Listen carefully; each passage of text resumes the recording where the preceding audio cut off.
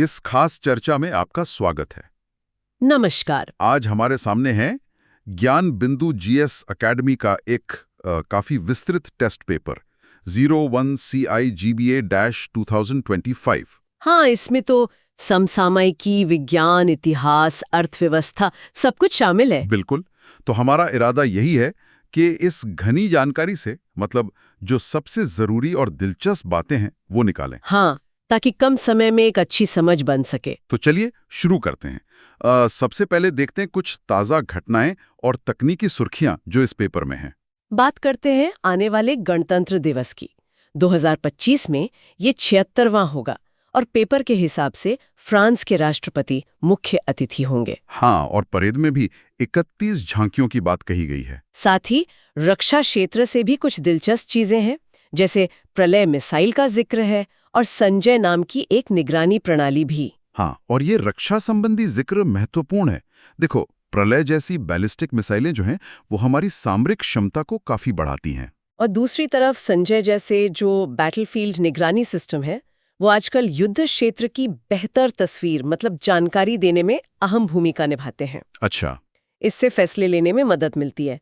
तो ये सिर्फ हार्डवेयर नहीं है, ये हमारी रक्षा रणनीति की गहराई दिखाता है असल में। सही कहा। और ये सिर्फ देश के अंदर की बात नहीं है, वैश्विक मंच पर भी हलचल है। ब्रिक्स समूह वो अब बड़ा हो गया है। हाँ, 10 सदस्य हो गए हैं अब। ये अपने आप में एक बड़ी खबर है। बिल्कुल। और साथ ही DRDO की नाग MK2 anti tank guided missile वो भी चर्चा में है। शायद 2025 तक तैयार हो जाएगी। ब्रिक्स का विस्तार तो निश्चित रूप से भू राजनीतिक पटल पर एक महत्वपूर्ण घटना है। मतलब ये दिखाता है कि दुनिया में शक्ति संतुलन कैसे बदल रहा है। हाँ। और विकासशील देशों का एक बड़ा समूह अपनी आवाज बुलंद कर रहा है। और जहां तक नाग MK2 की बात है, तो इसी स्वदेशी मिसाइलों का विकास वो भारत की रक्षा में आत्मनिर्भरता की दिशा में बढ़ते कदमों का प्रतीक है। ये न केवल हमारी सैन्य ताकत बढ़ाते हैं, बल्कि तकनीकी नवाचार का भी संकेत देते हैं। कुछ दिलचस्प आंकड़े भी दिए गए हैं, जैसे 2025 में भारत की अनुमानित जनसंख्या 150 करोड़ के पार, 150 करोड़। आइजेस 104 करोड़ बताई जा रही है। हाँ। और साक्षरता दर भी करीब 80% मतलब 79.7%। हालांकि पुरुषों और महिलाओं के बीच अभी भी अंतर है। पुरुष 84.91%, महिला 73.91%। ये आंकड़े महज संख्याएं नहीं हैं, ये विकास की कहानी कहते हैं। देखो, जनसंख्या का अनुमान योजना बनाने वालों के लिए जरूरी है। सही। तो साक्षरता दर सामाजिक प्रगति का आईना है और इसमें महिला साक्षरता पर ध्यान देना जरूरी है, क्योंकि ये सीधे तौर पर सामाजिक विकास से जुड़ा है। और एक और लक्ष्य है GI टैग से जुड़ा। 2030 तक 605 उत्पादों के जरिए 10,000 करोड़ रुपए का निर्यात। ये तो काफी महत्वाकांक्षी लगता है। बिल्कुल। और GI टैग का लक्ष्य यह हमारे स्थानीय कला, कारीगरी और उत्पादों को वैश्विक पहचान दिलाने और उनसे आर्थिक लाभ कमाने की एक बड़ी कोशिश है। इसका सांस्कृतिक और आर्थिक दोनों महत्व है। और तकनीक की बात चल रही थी तो केरल की कवचम प्रणाली का भी जिक्र आया है। ये क्या चीज है? कवचम, हाँ, इसका पूरा नाम है Kerala warnings crisis and hazards management system. ये असल में केरल सरकार की एक एकीकृत आपदा प्रबंधन प्रणाली है। अच्छा, आपदा प्रबंधन। हाँ, क्योंकि केरल प्राकृतिक आपदाओं खासकर बाढ़ और भूस्खलन इनके प्रति काफी संवेदनशील है। तो ऐसी प्रणाली का होना बहुत जरूरी है। ये समय पर चेतावनी देने, संकट के समय समन्वय बनाने और खतरों से निपटने में मदद करती है। ये दिखाता है कि कैसे राज्य सरकारें तकनीक का इस्तेमाल लोगों की सुरक्षा के लिए कर रही हैं। ये तो काफी महत्वपूर्ण पहल है। और इसी तरह जीनोम इंडिया प्रोजेक्ट का भी जिक्र है। इसका मकसद क्या लगता है? जीनोम इंडिया प्रोजेक्ट एक बहुत ही महत्वाकांक्षी राष्ट्रीय परियोजना है। इसका लक्ष्य है भारत की विशाल और विविध आबादी के बीच आनुवंशिक संरचना को समझने के लिए 1 लाख लोगों के जीनोम यानी DNA का अनुक्रमण करना। 1 लाख? हाँ, सोचिए, इससे हमें बीमारियों के आनुवंशिक आधार को समझने, ज्यादा व्यक्तिगत दवाएं मतलब पर्सनलाइज्ड मेडिसिन बनाने और बेहतर सार्वजनिक स्वास्थ्य नीतियां बनाने में कितनी मदद मिलेगी। सही बात है। ये भारत को बायोमेडिकल रिसर्च के नक्शे पर मजबूती से स्थापित करने वाला कदम है। सीमाओं की सुरक्षा में भी तकनीक का दखल दिख रहा है। BSF के ऑपरेशन सर्द हवा 25 का उल्लेख है। हाँ। और दूसरी तरफ CDOT और IIT मिलकर 6G तकनीक पर भी काम कर रहे हैं। बिल्कुल। ऑपरेशन सर्द हवा जैसे अभियान, खासकर सर्दियों में कोहरे की आड़ में जो घुसपैठ होती है, हाँ हाँ। उसे रोकने के लिए तकनीक जैसे कि उन्नत निगरानी उपकरणों का इस्तेमाल करते हैं।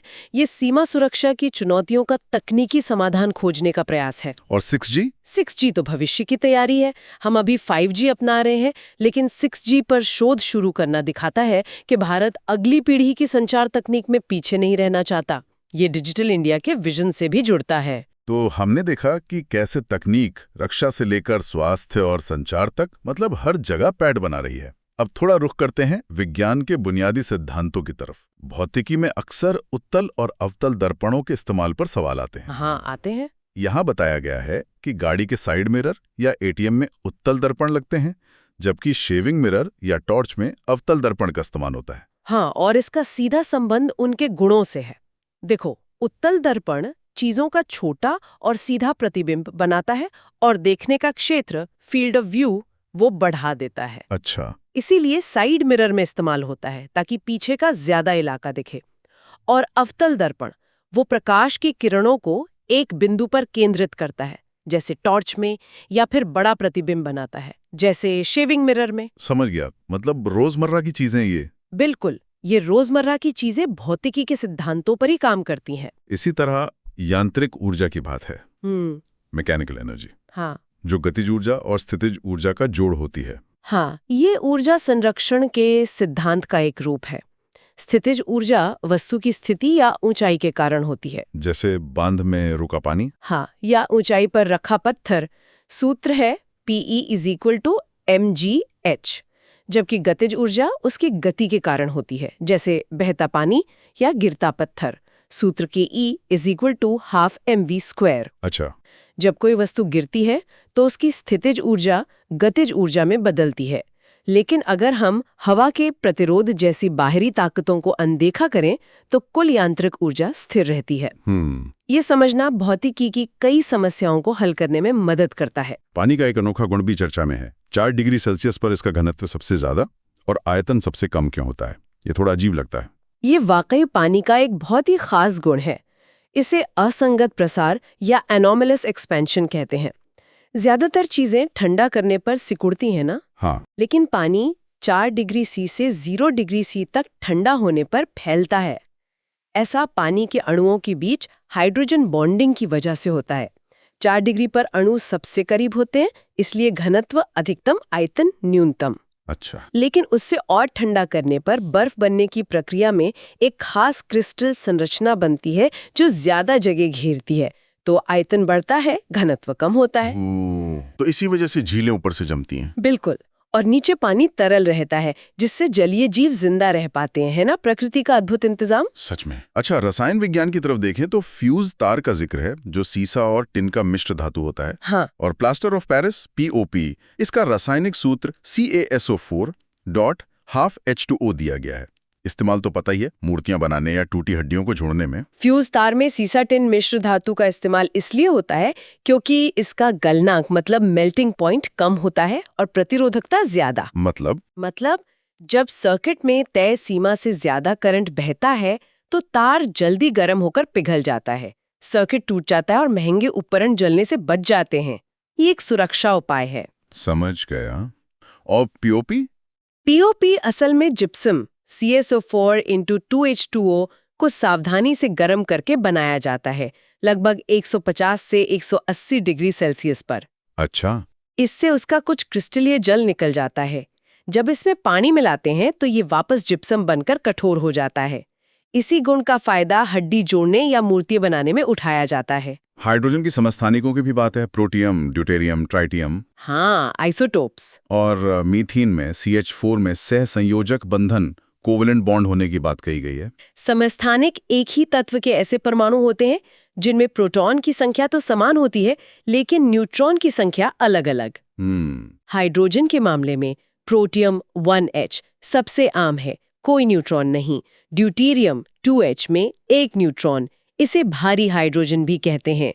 और ट्राइटियम 3H में 2 न्यूट्रॉन, ये रेडियोधर्मी है। और मीथेन का सहसंयोजक बंधन? मीथेन में देखो, कार्बन परमाणु अपने बाहरी कोश के 4 इलेक्ट्रॉनों को हाइड्रोजन के 4 परमाणुओं के एक इलेक्ट्रॉन के साथ साझा करता है। अच्छा, साझा करता है। हाँ, इसी तरह इलेक्ट्रॉनों की साझेदारी से बनने वाले बंधन को सहसंयोजक बंधन कहते हैं।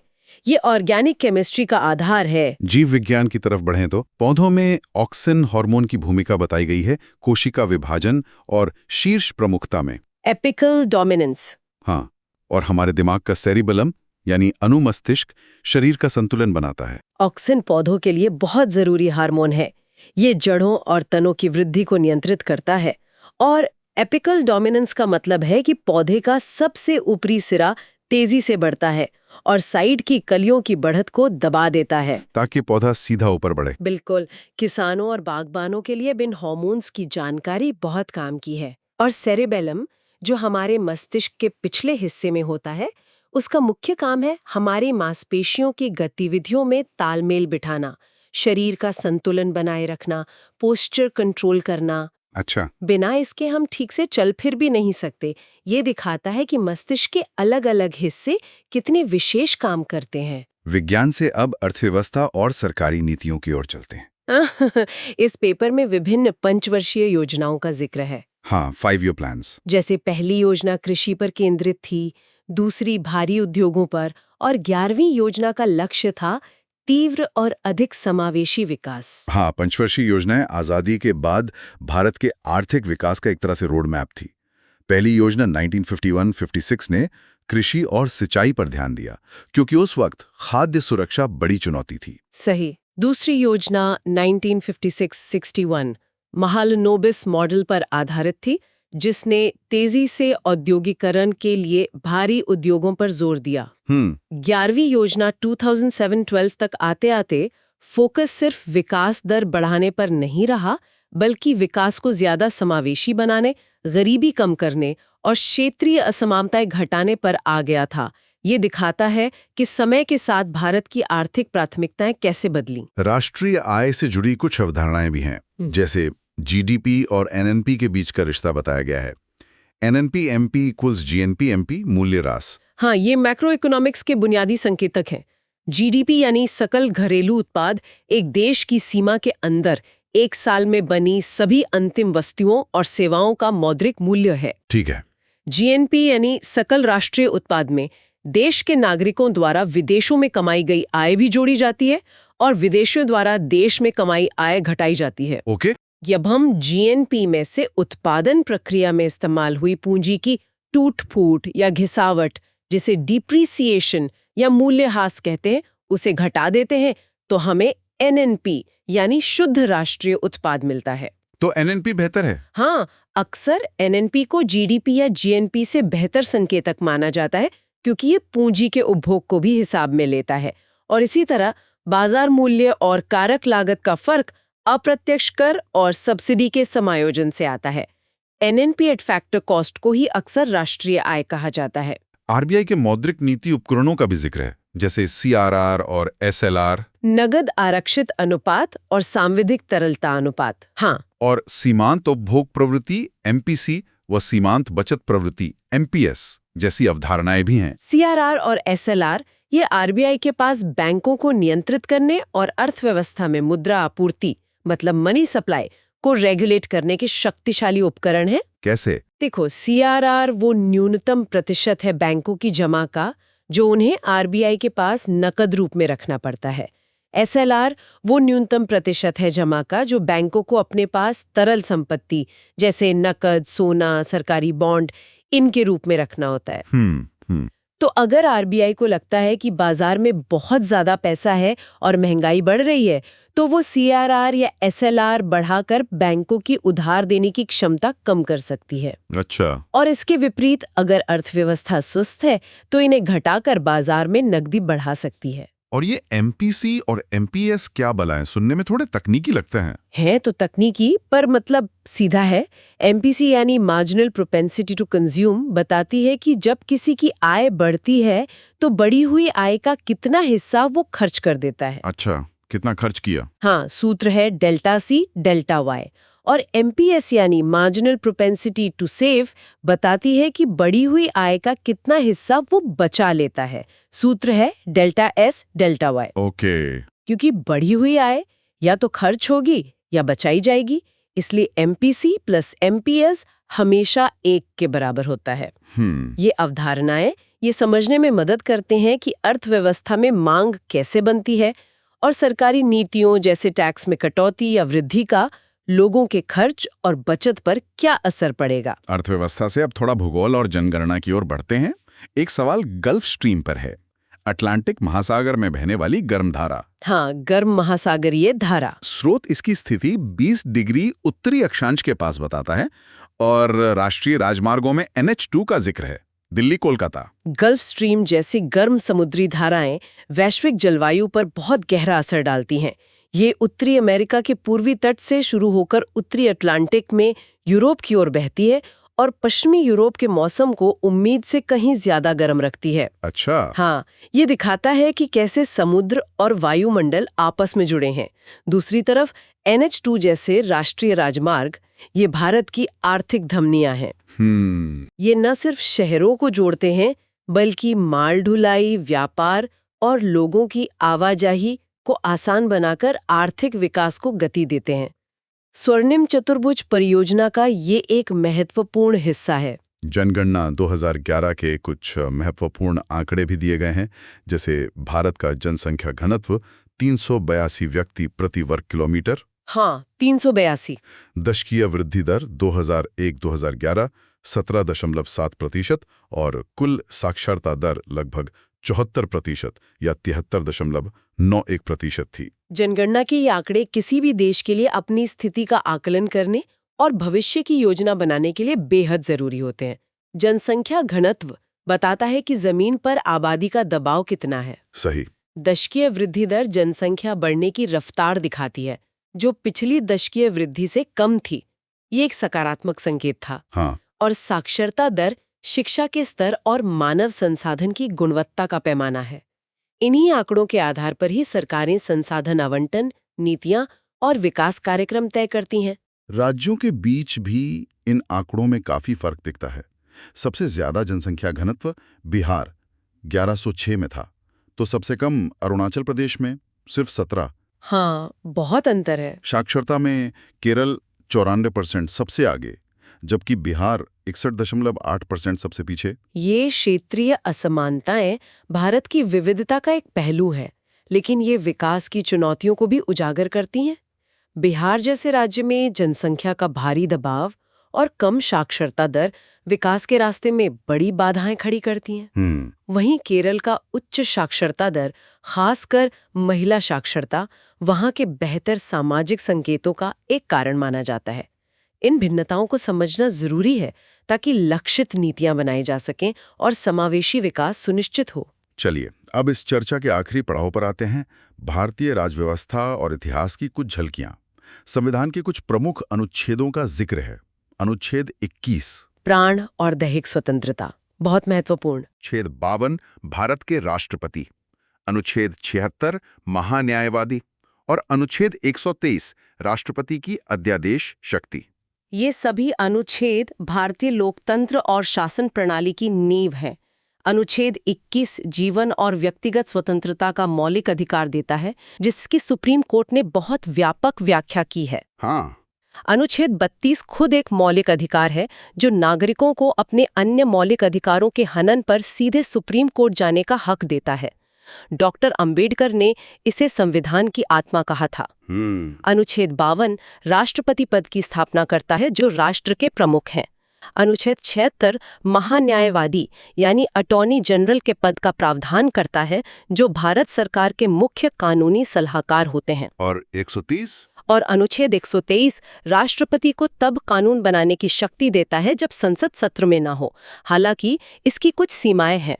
कुछ संविधान संशोधनों और पुराने अधिनियमों का भी उल्लेख है, जैसे 31वां संशोधन 1972 का, जिसने लोकसभा की सीटें 525 से 545 की। हाँ। 86वां संशोधन 2002, जिसने शिक्षा को मौलिक अधिकार बनाया, अनुच्छेद 21 से, और ब्रिटिश काल के 1773 का रेगुलेटिंग एक्ट और 1784 का पिट्स इंडिया एक्ट। संविधान संशोधन दिखाते हैं कि संविधान एक जीवंत दस्तावेज है, जो समय के साथ बदलती जरूरतों के अनुरूप ढलता है।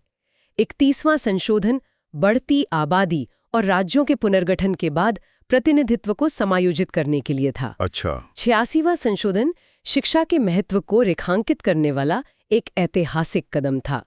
दूसरी ओर रेगुलेटिंग एक्ट और पिट्स इंडिया एक्ट, ये भारत में कंपनी के शासन को नियंत्रित करने और ब्रिटिश संसदीय निगरानी स्थापित करने के शुरुआती प्रयास थे।